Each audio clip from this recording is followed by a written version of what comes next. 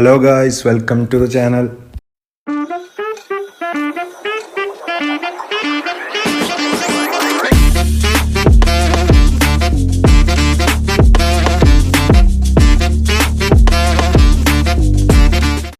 ഞാനിപ്പോൾ എംബാപ്പയ്ക്ക് വേണ്ടിയാണ് തുറന്നത്. പക്ഷെ എനിക്ക് എൻസോ ഫെർണാണ്ടസിനാണ് കിട്ടിയത്. ഒരുവിധം കുറേ പേർക്ക് എൻസോ ഫെർണാണ്ടസിന് കിട്ടിയെന്ന് മനസ്സിലായി. അപ്പോഴാണ് റിവ്യൂ ഇടാൻ വിചാരിച്ചത്. നമുക്ക് ആദ്യം തന്നെ ഞാൻ എന്താ സ്കാം എന്ന് പറയാൻ കാരണം എന്നുള്ളത് ഇതിലേക്ക് കടക്കുകയും ചെയ്യാം. അതിനോടൊപ്പം നെഗറ്റീവ് പോസിറ്റീവ് കുറച്ച് പോസിറ്റീവ് ഉണ്ട്, പക്ഷെ കൂടുതൽ നെഗറ്റീവാണ്. ഇപ്പോൾ കാർഡ് കിട്ടിയ ഒരാൾക്ക് നെഗറ്റീവ് മാത്രം പറയുമ്പോൾ വേടാവും. അപ്പോൾ അവർക്ക് കുറച്ച് പോസിറ്റീവായിട്ടുള്ള കാര്യങ്ങളുണ്ട്. അത് ചെയ്ത് ഈ കാർഡൊന്ന് ഫിക്സ് ചെയ്യാന്നല്ല, ഇത്തിരി ബെറ്റർ ആക്കാം. അപ്പോൾ നെഗറ്റീവിക്ക് ആദ്യം തന്നെ കിടക്കാം. അപ്പോൾ ആദ്യത്തെ ദിവസമാണ് പ്ലേയിങ് സ്റ്റൈലാണ്, ഡിസ്ട്രോയറാണ് കൊടുത്തിട്ടുള്ളത്. അതാണ് ഏറ്റവും വലിയ പ്രശ്നം. ആൾക്ക് ഡിസ്ട്രോയറിൻ്റെ അന്ന് സ്റ്റാറ്റ് നോക്കുകയാണെങ്കിൽ ഇപ്പോൾ ഇതിന് മുന്നത്തെ ഡേവിഡ്സൻ്റെ എൻ്റെ ഒരു കാർഡുണ്ട്, ഫ്രീ കിട്ടിയ കാർഡാണ്. അത് 2 കൊല്ലമായി. എന്നിട്ട് വരെ അതൊന്ന് വെച്ച് നോക്കുമ്പോൾ പെർഫോമൻസ് കമ്പയർ ചെയ്യുമ്പോൾ പറ്റണില്ല. ഇപ്പം ഞാൻ നിങ്ങൾക്ക് പറയാം അത് എപ്പിക്കാണെന്ന് ഷോർട്ട് ടൈമാണെന്ന് പറയാം. പക്ഷേ എപ്പിക്ക് ഷോർട്ട് ടൈം എന്ന് പറയുന്നത് ഇത് റീസെൻ്റ് കാർഡാണ്. റീസെൻ്റായിട്ട് വരുമ്പോൾ നമുക്ക് അതിൻ്റേതായ വ്യത്യാസങ്ങൾ വരണം. പിന്നത്തെ പ്രശ്നം എന്ന് പറയുകയാണെങ്കിൽ ഡിഫൻസ് എൻഗേജ്മെൻറ്റ് ഒക്കെ കുറവാണ്. ശരിക്കും പറയുകയാണെങ്കിൽ ഈ ഒരു കാർഡ് അറ്റാക്കിങ് കാർഡാണ്. ഇതിൻ്റെ സ്കിൽസ് നോക്കുകയാണെങ്കിൽ ഒരു സോൾ കൺട്രോൾ കൊടുത്തിട്ടുണ്ട്, ഡബിൾ ടച്ച് ഫ്ലിപ്പ് ഫ്ലാപ്പ് ഒന്നുമില്ല. പിന്നെ ഫസ്റ്റ് ടൈം ഷോട്ട് കൊടുത്തിട്ടുണ്ട്, ത്രൂ പാസിങ് കൊടുത്തിട്ടുണ്ട്. ഇതൊക്കെ ശരിക്കും ഫ്രണ്ടിൽ കളിക്കുന്ന ഒരാൾക്കുള്ള സ്കില്ലോളാണ് ഇവർ കൊടുത്തിട്ടുള്ളത്.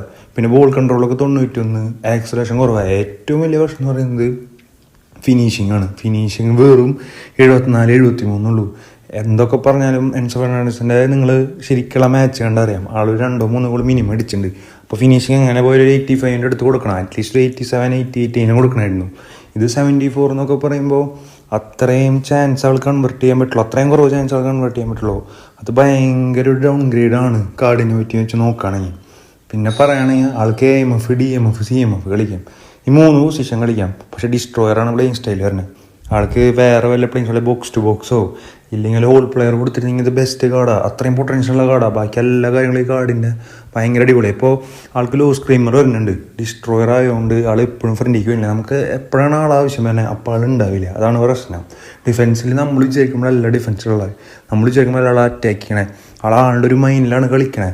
പിന്നത്തെ പ്രശ്നം വെച്ചാൽ ആൾക്ക് ബോഡിയിൽ ഇങ്ങനെ പുഷ് ചെയ്ത് നിൽക്കാൻ പറ്റില്ല. ആളെ നമുക്കൊരു ഡിസ്ട്രോയറായിട്ട് പറയാനും പറ്റില്ല, അന്നൊരു അറ്റാക്കിംഗ് പ്ലെയറായിട്ടും പറയാൻ പറ്റില്ല. അതാണ് ഇപ്പോൾ കോനാമി ചെയ്ത് വെച്ചിട്ടുള്ളത്. നമുക്ക് പോസിറ്റീവ്സ് നോക്കാം. പോസിറ്റീവ്സ് നോക്കുകയാണെങ്കിൽ നമുക്ക് ഇത്ര കാര്യങ്ങൾ ചെയ്യാൻ പറ്റുള്ളൂ, അഡീഷണൽ സ്കിൽ കൊടുക്കാൻ പറ്റില്ലേ. അപ്പോൾ അതിൽ നമുക്ക് ആദ്യം ഫ്ലിപ്പ് ഫ്ലാപ്പോ അല്ലെങ്കിൽ ഡബിൾ ടച്ച് രണ്ടും കൊടുക്കരുത്. രണ്ടും കൊടുത്തിട്ട് നമുക്ക് യൂസേജ് വരുന്നില്ല. അപ്പോൾ രണ്ടിൽ ഏതെങ്കിലും ഒരു സ്കില്ല് കൊടുക്കുക. പിന്നെ നമ്മൾ ഡിഫെൻസീവ് സ്കില്ല് കയറ്റണം, ഇൻ്റർസെപ്ഷൻ കയറ്റണം, സൈഡിങ് ടാക്കിൾ കയറ്റണം, ഏരിയൽ സുപ്പീരിയറിറ്റി കയറ്റണം.